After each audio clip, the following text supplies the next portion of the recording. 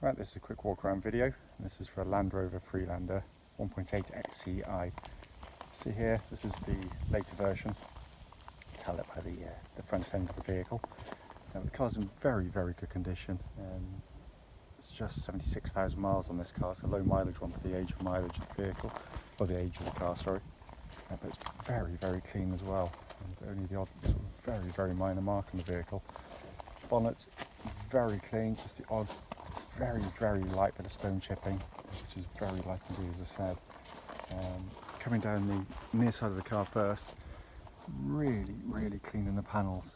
And there are the odd light mark, which, you know, little sort of scratch here or there, but they are relatively light and most will easily polish out. Front near side alloy, absolutely clean as a whistle. And very good tyres all round on the car as well, by the way. See the panels, generally very good. Just the odd, very light mark on them. Rear near side alloy, again, very clean and tidy. Coming around this way, just go down the panels again, you can just see just how clean they are actually. I can't see any indentations at all. It's a very good looking vehicle, especially this colour. It really does suit the car well. We've got a twin electrics tow bar to the vehicle as well. There, good and intact. And then offside the vehicle, as with the near side, is remarkably clean for the age. Offside rear alloy, again, really nice, no corrosion, no marks at all. And the remaining panel work really is exceptionally good. And final wheel. That's the only one that's got a couple of light marks on the spokes there that you can see. But overall, externally, probably one of the best you're going to see, certainly around this sort of age and price range. It's coming into the back here, good sized boots on them. You can see there, it's got a dog guard fitted to that, which can be easily taken out if you don't want it, but I thought I'd leave it in just in case anyone had dogs that were going to purchase the vehicle.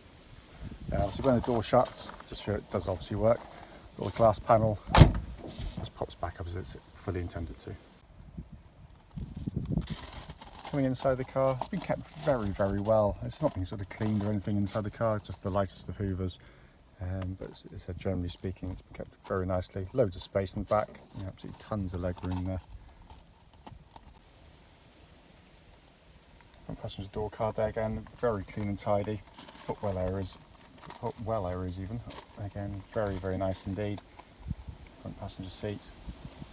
Yeah, again, no sort of skags, rips or otherwise there at all.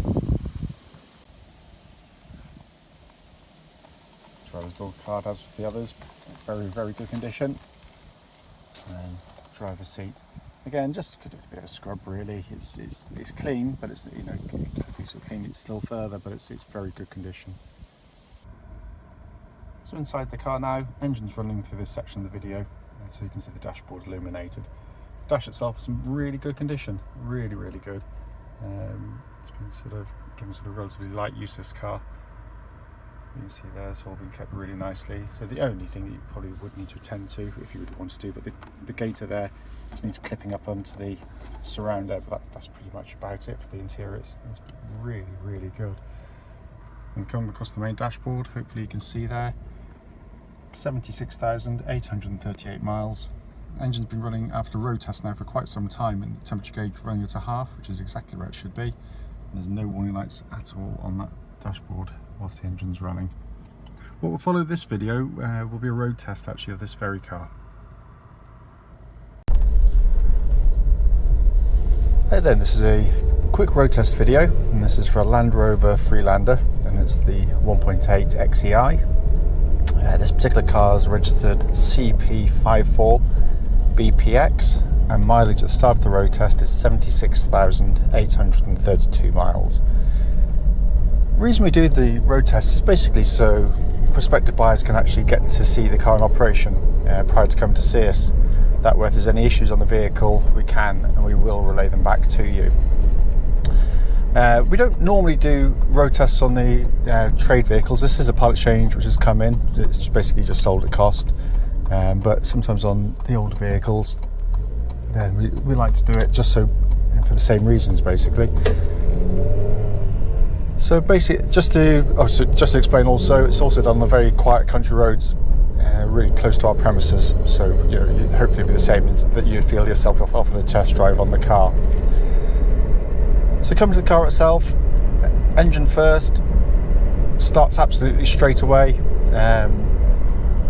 settles completely smooth, even idle, pulls very willingly through the rev range. It's a very nice, smooth engine in operation. There's no warning lights on the dashboard at all relating to the engine, gearbox or any other part of the vehicle, by the way. I'll wait till we're further into the road test just to check on the temperature gauge as we're driving along as well, because the car's only been running for a few minutes. But in essence, the engine and in all honesty, the rest of the car drives very, very nicely.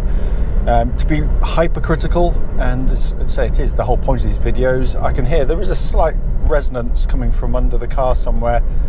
Sounds like sort of exhaust or something sort of rattling slightly. So it might just be a heat shield or something. I don't know. It's not something we check or inspect, so please do bear that in mind. But it's there. It sort of seems to disappear when it's warm. But it doesn't seem very much. But as I said, do please bear that in mind. Engine then feeds through clutch and into gearbox. Clutch is absolutely spot on.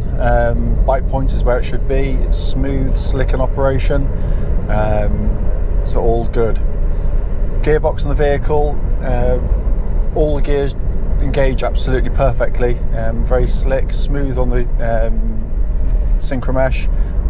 The gear lever itself, in terms of kind of the actuation of the gears, doesn't feel as though it's got any whoopsie-daisy notable wear on it. Let me just go back a second.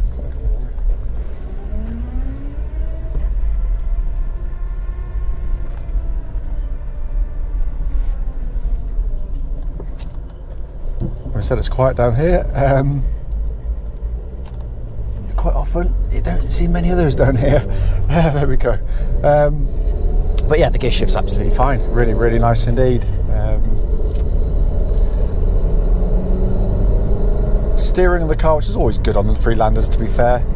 Track's absolutely bullet straight. There's no vibrations coming back to the steering wheel at all. I can't feel any wear in it at all either. It just feels really, really sort of tight and taut on the road. So it all feels nice. It's very, very well matched to the chassis of the car. To be fair to Freelander, they've done a very good job on the chassis. It is an exceptionally good chassis on the car. And what I'm looking for in road tests of cars of any age, but particularly when they're getting this kind of age, just any sort of obvious sort of clunks or clanks or kind of a feeling of looseness or wear coming from underneath the vehicle. But there's nothing on this at all. It rides really, really smoothly. When it first came into us, I needed a car to take my son to rugby. It was a good, probably sort of 40-50 mile round trip, and the car drove absolutely beautifully all the way through it. It really was very, very nice to drive. And I went up and down the motorway, back lanes, country lanes, but everything feels really tight and solid on the car to drive. So it suggests everything's in sort of good order. Let's get around the corner and give the brakes a bit of a shove as well. So on the straight line, but really good brake pedal on the car. And again, when looking forward, I want the nose to go down straight, don't want it to pull left or right. But also the brake pedal itself, there's no vibrations or pulsing coming back through the brake pedal at all.